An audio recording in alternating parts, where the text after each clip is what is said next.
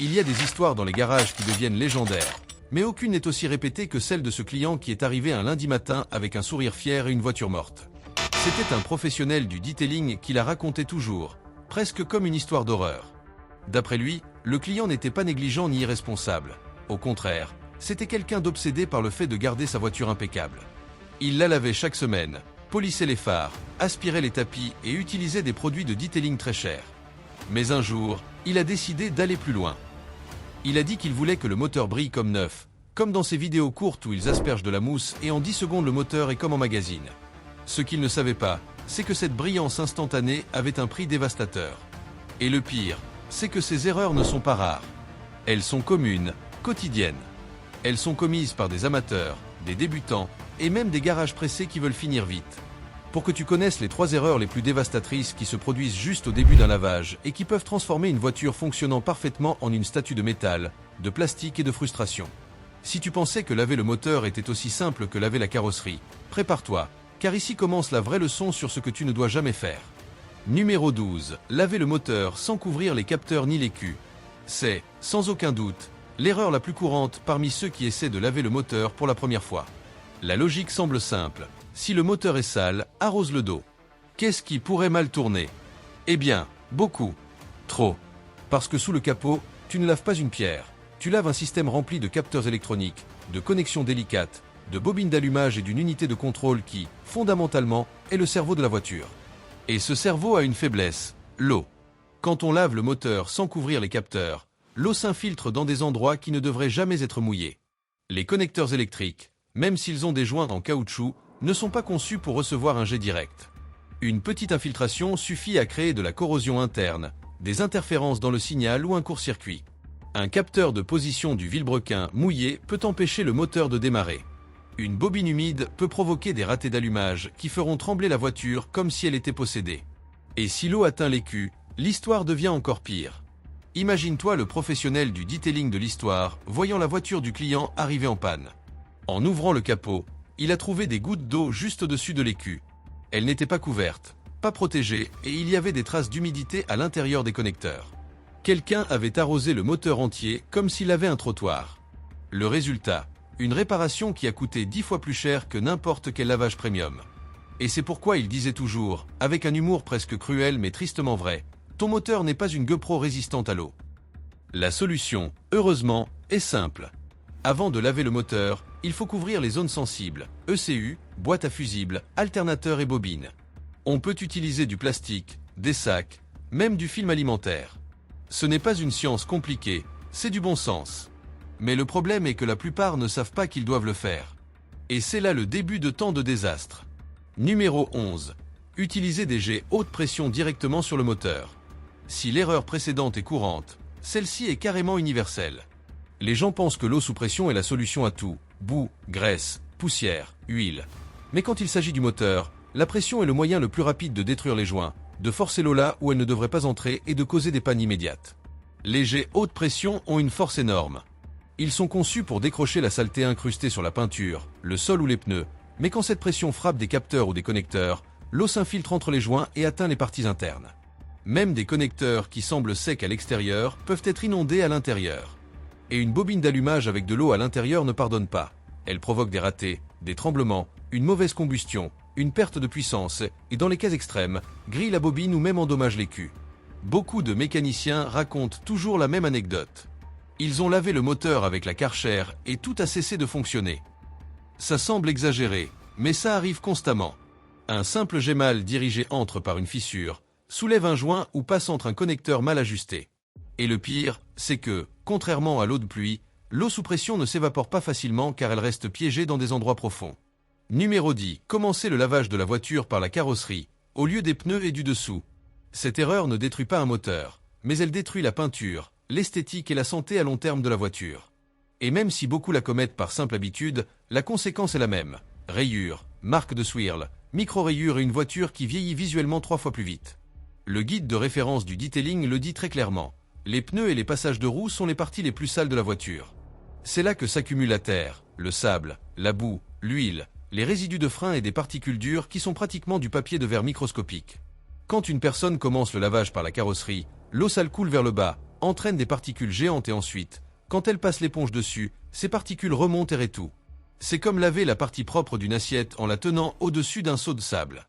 Il est évident que quelque chose va mal tourner. Mais les gens n'y pensent pas.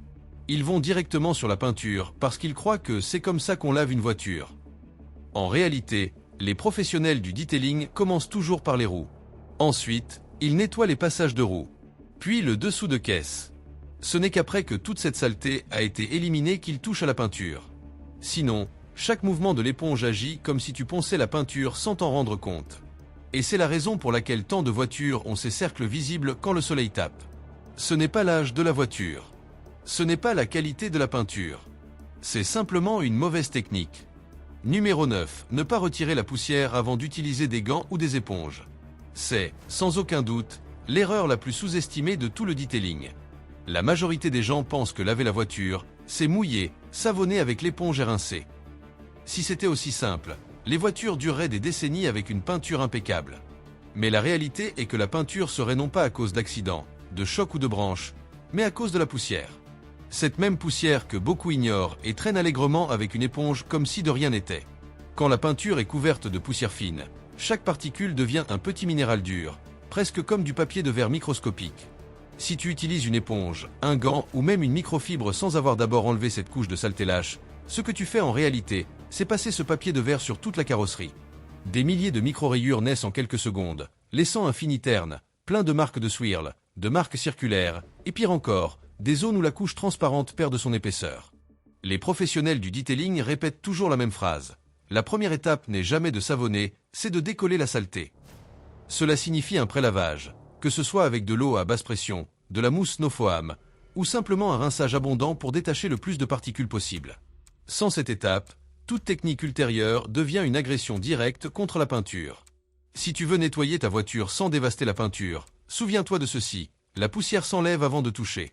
C'est comme se laver le visage. D'abord tu te rinces, ensuite tu mets du savon. Tu t'imagines te savonner le visage plein de terre?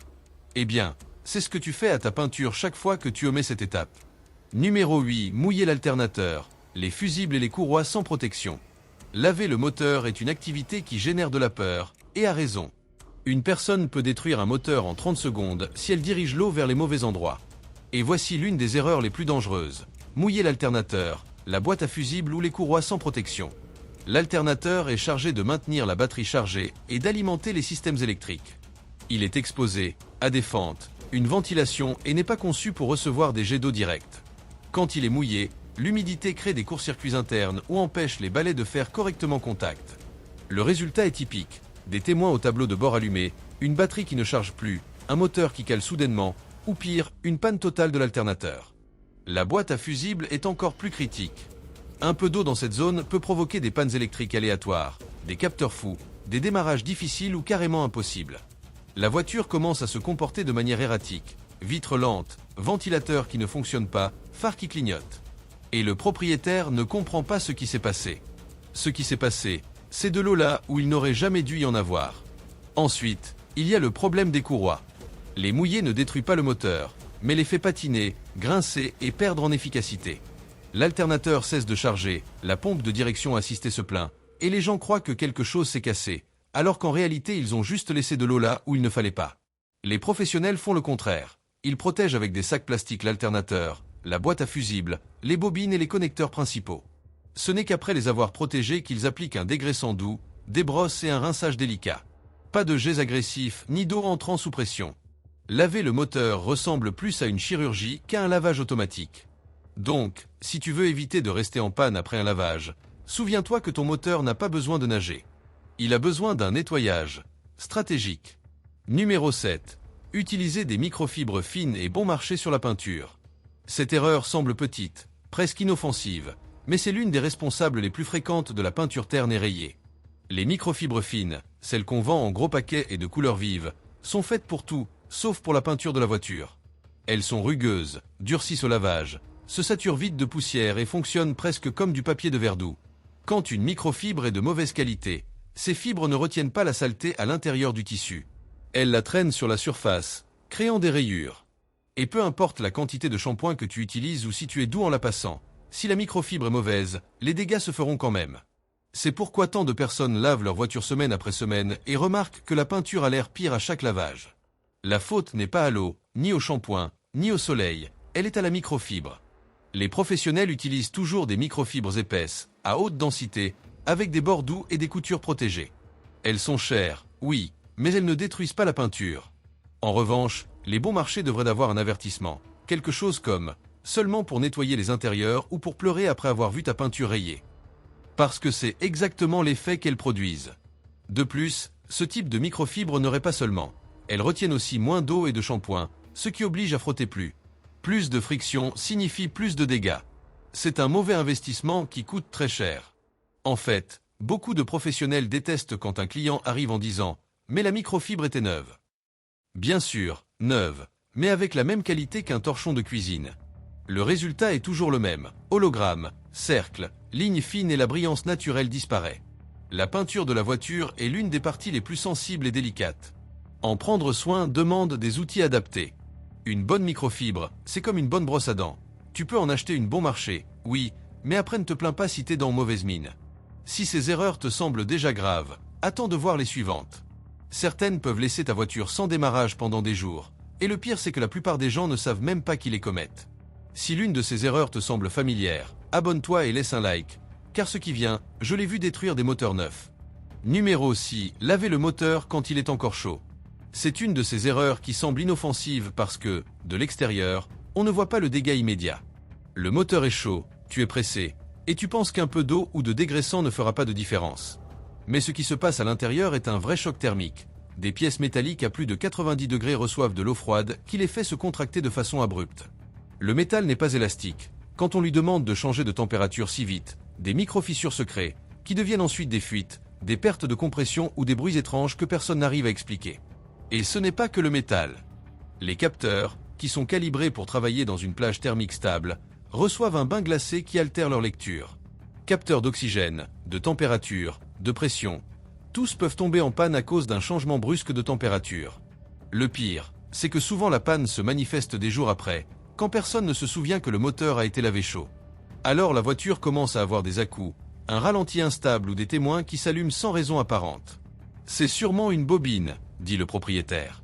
De l'eau dans un connecteur, dit le mécanicien. Et oui, c'est presque toujours ça. Le plastique souffre aussi. Dans beaucoup de moteurs modernes, les couvercles, connecteurs, colliers de serrage et pièces de guidage sont en polymère. Quand ils sont chauds, ils se ramollissent légèrement. S'ils reçoivent de l'eau froide, ils se contractent trop vite et se déforment. Cette déformation fait que les connecteurs ne s'ajustent plus bien, les colliers perdent leur force et les couvercles finissent par se fissurer avec le temps. Le désastre n'est pas immédiat, mais il est assuré. Laver le moteur ne doit se faire que lorsqu'il est froid, toujours. Même les professionnels les plus expérimentés respectent cela comme une règle d'or. Peu importe si tu es pressé, si le moteur n'est pas si chaud ou si tu as vu des vidéos où ils le font sans conséquence. Le dégât est là. Tu ne le vois pas. Jusqu'à ce qu'il soit trop tard. Numéro 5. Faire des mouvements circulaires en lavant la peinture. Cette erreur est si répandue que pratiquement tout le monde l'a commise un jour. L'idée de faire des mouvements circulaires semble naturelle. Il couvre plus de surface, semble plus fluide et donne l'impression de mieux nettoyer. Mais ce mouvement, innocent en apparence, est responsable de la majorité des rayures circulaires, les fameux swirls ou marques de tourbillons qui apparaissent quand le soleil tape directement. Quand tu passes l'éponge ou le gant de microfibre en cercle, les particules de saleté piégées entre la surface et le gant sont traînées dans toutes les directions. Au lieu de générer des lignes droites faciles à polir, tu dessines des cercles superposés impossibles à dissimuler sans polir tout le panneau.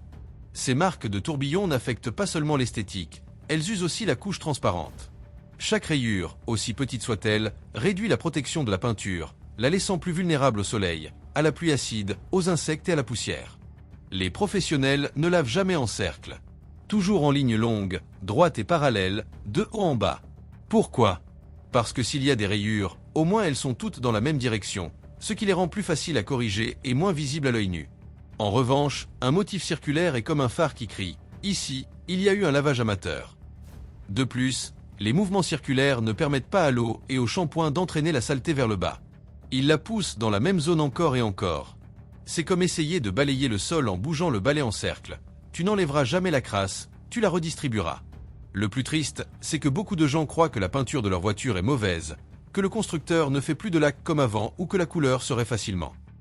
En réalité, ce qu'ils font, c'est passer une éponge circulaire comme s'ils polissaient une casserole. Et ce n'est pas comme ça qu'on lave une voiture. Numéro 4. Ne pas humidifier la microfibre avant de sécher la voiture. Peu d'erreurs sont aussi dangereuses que d'utiliser une microfibre sèche pour sécher la voiture. Même si cela semble contre-intuitif, ne suppose-t-on pas que le chiffon est utilisé sec pour mieux absorber? La réalité est qu'une microfibre sèche agit comme du papier de verre très fin.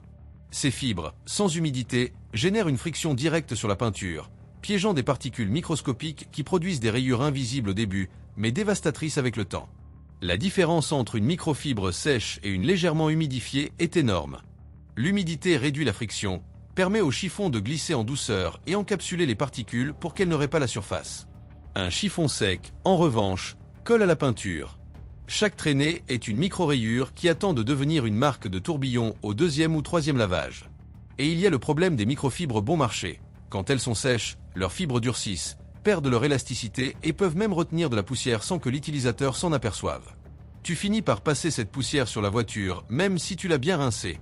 Le résultat est un fini terne, sans éclat, avec des marques qui semblent faites par des griffes de chat. La technique correcte est simple. Humidifier légèrement la microfibre, bien la essorer et ensuite sécher par tapotement doux et mouvement droit. Certains professionnels utilisent un quick de télé ou un aide-séchage pour maximiser la lubrification. Ce n'est pas de l'exagération, c'est de la prévention pure. Les gens sous-estiment cette habitude parce que c'est juste sécher. Mais sécher est l'un des moments où l'on fait le plus de dégâts.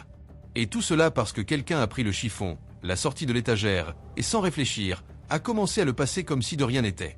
Une microfibre sèche est plus dangereuse que ton ex avec tes photos. Une fois qu'elle laisse des marques, il n'y a pas de retour en arrière. Tu vas passer des heures et de l'argent à essayer de corriger quelque chose qui aurait pu être évité avec un petit jet d'eau. Numéro 3. Utiliser des dégraissants forts non dilués sur le moteur. Il y a des erreurs qui frisent l'absurde, mais celle-ci est particulièrement dangereuse parce qu'elle est déguisée en nettoyage extrême. Beaucoup de gens pensent que plus le produit est fort, mieux le moteur sera nettoyé. Alors ils prennent un dégraissant industriel, de ceux qui littéralement font fondre la graisse en quelques secondes, et le vaporisent sur les durites, les capteurs, les connecteurs et les plastiques comme s'ils désinfectaient une grille de restaurant. Le problème, c'est que le moteur n'est pas une grille. Il est rempli de composants délicats qui dépendent d'un revêtement très fin pour fonctionner correctement. Les dégraissants forts, quand ils ne sont pas dilués, enlèvent les vernis électriques, ces petits revêtements qui protègent les câbles, les connecteurs et les soudures. Quand ce vernis est perdu, l'électronique est exposée à la chaleur, à l'humidité et aux vibrations du moteur. La détérioration n'est pas visible immédiatement. Elle est silencieuse, progressive, traîtresse.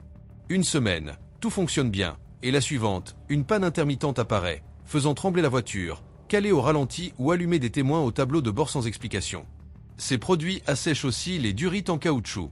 Si la personne a la malchance d'appliquer du dégraissant concentré sur des zones où il y a des durites de vide ou de refroidissement, cela peut provoquer des micro-fissures qui commenceront comme de petites fuites et finiront en surchauffe sévère. J'ai vu des durites complètement craquelées rien qu'à cause de l'utilisation répétée de produits chimiques forts non dilués. Le caoutchouc perd son élasticité et devient rigide comme un vieux tuyau. Et quand le moteur vibre, il casse. Les capteurs non plus ne sont pas épargnés. Certains, comme les capteurs d'oxygène, de pression ou de température, ont des joints très fins qui réagissent chimiquement au solvant.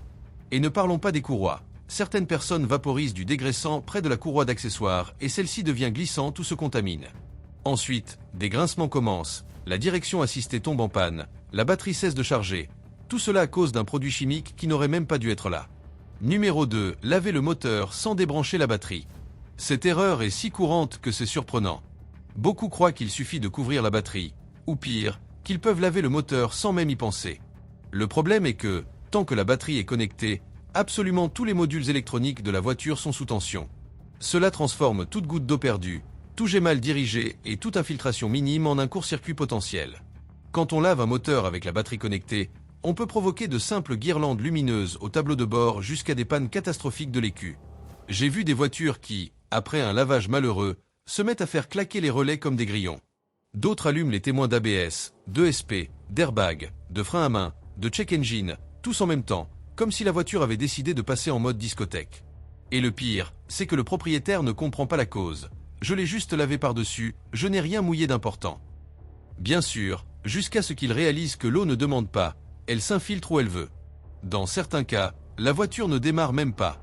Le démarreur reçoit un signal erratique parce que l'humidité génère des dérivations électriques. Parfois, les capteurs envoient des données impossibles, l'écu entre en mode protection et la voiture reste bloquée.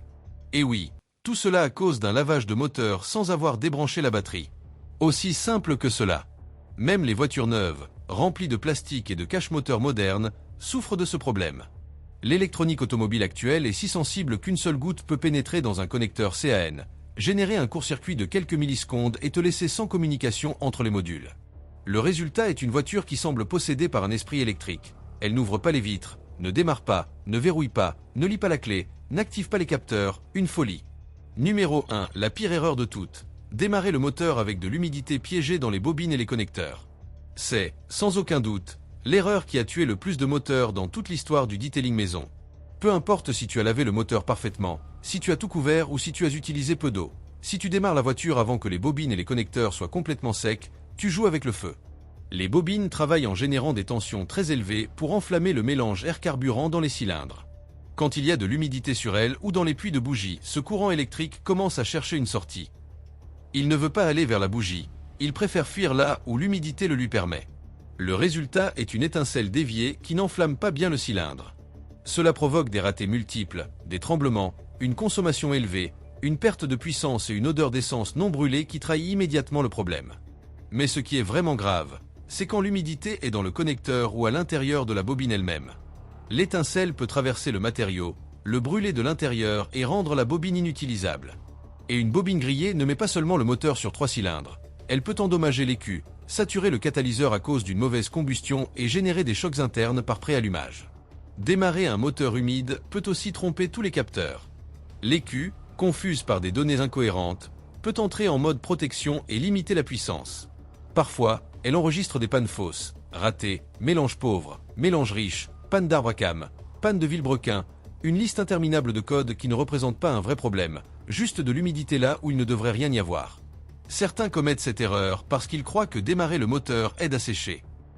Rien de plus faux. La seule chose qu'ils font, c'est s'assurer que l'humidité, au lieu de s'évaporer, se transforme en électricité fuyant où elle peut. Et cette fuite électrique peut griller des bobines en quelques secondes. Ensuite vient le bouquet final, à-coups, panne grave et une voiture qui semble agoniser. Cette erreur a tué plus de moteurs que la rouille et les mauvais mécaniciens réunis. La règle est simple, ne jamais démarrer un moteur mouillé. Peu importe si tu es pressé, s'il fait chaud, s'il n'y est tombé qu'un tout petit peu. Vérifie chaque bobine, chaque puits de bougie, chaque connecteur. S'il y a de l'humidité, on ne touche pas à la voiture jusqu'à ce qu'elle soit complètement sèche. Tes bobines, ton ECU, ton catalyseur et ton portefeuille te remercieront. Si tu as appris quelque chose de nouveau, applique-le dès aujourd'hui. Ta voiture n'a pas besoin de miracle, elle a juste besoin que tu ne la tues pas par enthousiasme ou méconnaissance. Abonne-toi, laisse ton like et commente. Quelle erreur commettais-tu sans le savoir ?